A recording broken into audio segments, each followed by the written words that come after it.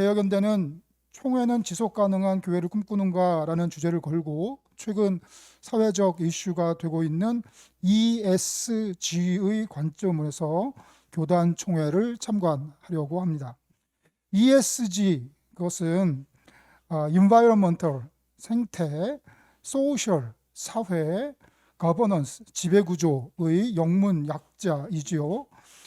지속가능한 경영을 달성하기 위한 3대 핵심 요소로서 2004년 UN 보고서에 처음 사용된 개념입니다.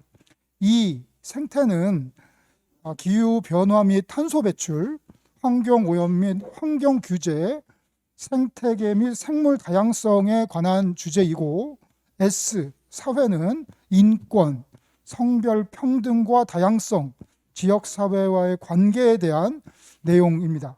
또한 G, 지배구조는 민주적 조직구성, 뇌물 및 반부패 문제, 기업 윤리에 대한 이슈입니다.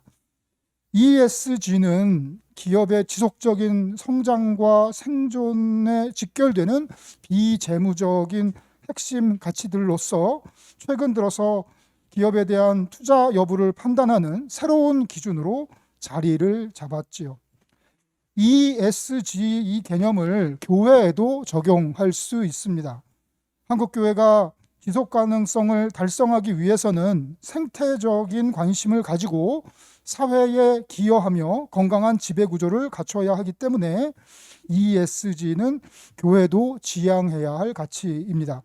개혁연대는 ESG의 관점으로 이번 총회를 참관하면서 각 영역마다 중점 주제를 배치했습니다. 첫 번째로 이 생태 영역에 있어서는 총회가 과연 탄소 중립 기후 교회를 세우는 녹색 총회인지를 두고 보려고 합니다.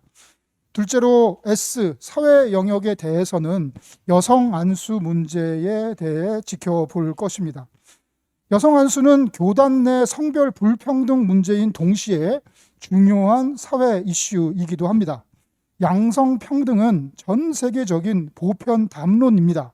하지만 한국교회에는 아직도 고루한 문자주의적 해석을 빌미로 여성에게 성직 안수를 거부하는 교단들이 적지 않습니다. 이는 교단 내 불평등뿐만 아니라 교회가 사회와 소통하지 못하는 선교적인 장애물이 됩니다.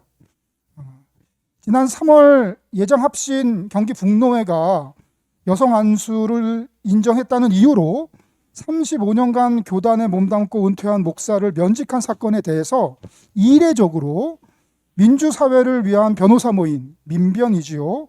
여기서 변론을 맡고 MBC를 포함한 중앙 언론사 다수가 이를 보도한 것은 교단 내 여성 안수 문제가 이미 중요한 사회적인 이슈가 되었음을 보여주는 한 증거입니다. 이번 총회를 참관하면서 개혁연대는 교회가 지속 가능성을 확보하려면 즉각 여성 안수를 시행해야 한다고 주장합니다. 셋째로 G, 지배구조에 대해서는 교단연금 문제를 다루려고 합니다.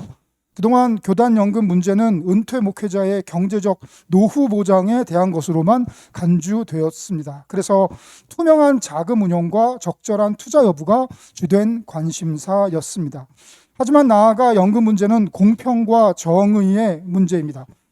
현재 교단연금 제도를 보면 많이 낸 사람은 많이 받고 적게 낸 사람은 적게 받는 구조입니다. 하지만 이것은 세속의 논리일 뿐이며 교회가 지향해야 할 사랑과 평등의 논리는 아닙니다.